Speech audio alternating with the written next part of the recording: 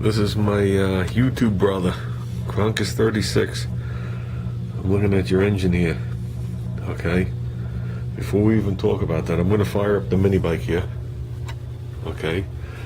And I want to show you something. Right in the back of the mini bike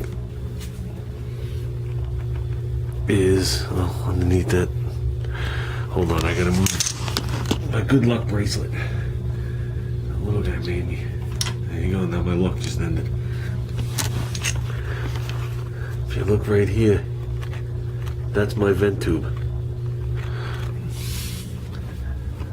Running down into the breather. Okay?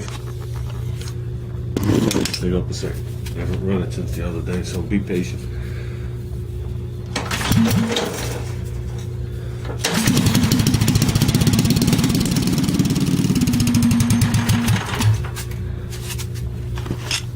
Well, that's not going to help nothing.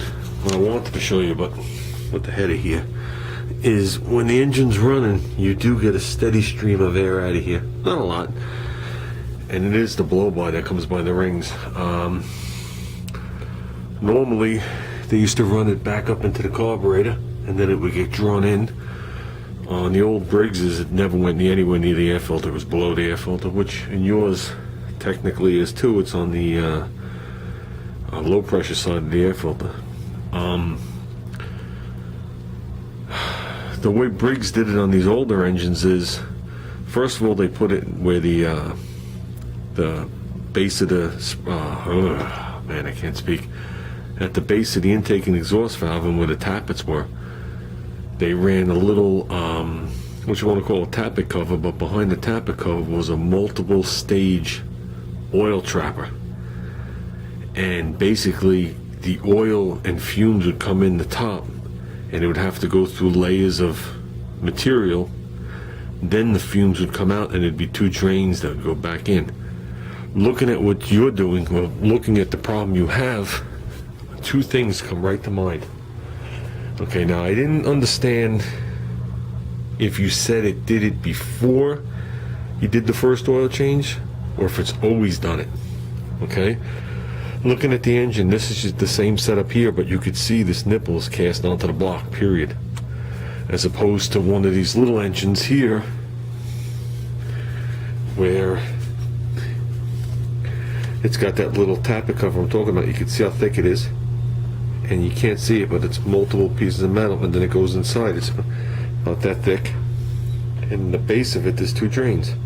So the oil that's in the air vapor or the blow-by gets trapped in here. It's heavier and it drains back in, but yet the air comes back out, or the air comes out and it would go into the carburetor.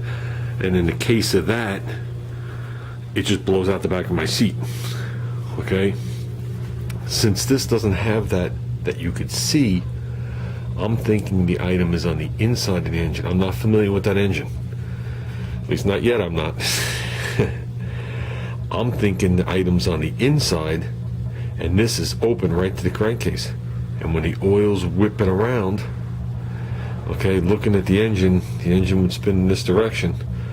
The crank is over here. It doesn't really matter where the piston is, but the crank is over here going by the picture, and it's whipping around. I'm thinking it's whipping off the crank. It could be whipping off the cam, whatever it is, and it's actually flowing out because there's no baffle in the engine when they built it, or the engine's just overfull with oil. Those are the two things that come right to mind.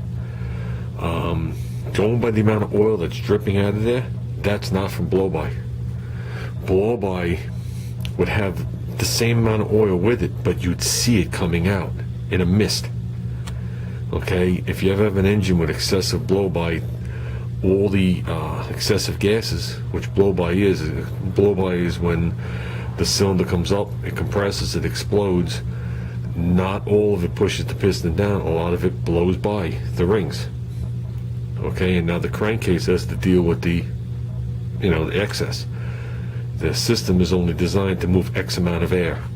Okay, now it's moving 2, 3, 4, 10 times the amount, and as it's moving it fast, it doesn't have time for the oil droplets or the vapors to fall, so they come out, and they come out in a nice mist and a steady stream.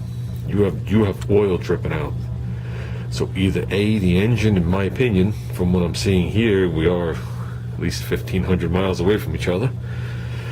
Either A, the engine is over full, or B, whatever baffling system they use in there isn't there. And if that's the case, it would have always did it since the day you bought it. If it happened after you did the oil change, I would have to wonder if the oil level was correct in the engine. Other than that, that's the only two things I could think of. I wouldn't even go for the fact that there's actually a blow-by problem or a broken ring, because a lot more moisture, a lot more airflow with oil would be coming out. It wouldn't be dripping like you see it here. And I think you hit it right on the head when you said you let the engine sit, because when you let the engine sit, all the oil that's clung to the sides works its way back down. It all falls back off the crank. Then when you start it, it starts to circulate again. Then it starts coming out. If you ever had a car with, a regular car engine with a bad intake manifold gasket, okay, and if it's bad on the bottom side, not on the top side, because that would be too easy, but if it's bad on the bottom side, you start the car up, it's fine. You drive the car, it's fine. Then all of a sudden, the car will start to smoke. It'll smoke on decel, and it'll smoke when you're going down the road. Then you let the car sit, and you fire it up, it doesn't smoke anymore. Then it'll start to smoke, because it takes a while for the oil to work its way up to that area, and then start giving you the trouble.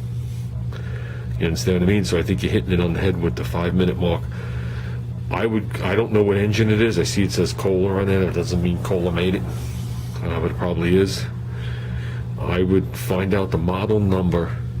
I would go online and get the exploded view schematic of this engine, and it'll show you every piece on the engine exploded, and see what's supposed to be behind tube letter A, and behind door number 1, and that's where I'd go.